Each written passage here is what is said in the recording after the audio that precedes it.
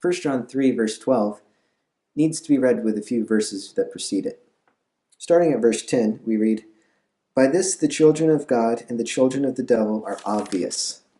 Anyone who does not practice righteousness is not of God, nor the one who does not love his brother. For this is the message which you have heard from the beginning, that we should love one another, not as Cain, who is of the evil one, and slew his brother. And for what reason did he slay him?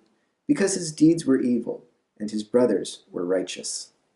So one of the problems in doing this calendar one verse per day is that some verses really need to go together. This verse, for instance, is part of the same sentence as verse 11, and verses 11 and 12 explain verse 10. Verse 12 sticks out, though. The preceding verses and the following verses both give explanations and teachings, but this verse is historical. It relates the topics being discussed to the Genesis account of Cain and Abel. John pulls out this story from creation to illustrate the point being made about knowing the children of God and the children of the devil.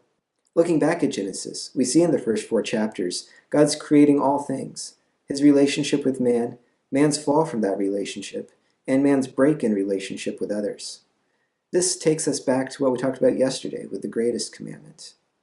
While this jump to a historical example may be a little unexpected, it is apt. John shows us that while we like to think this command to love our brother isn't a problem, man has struggled with it from the very beginning.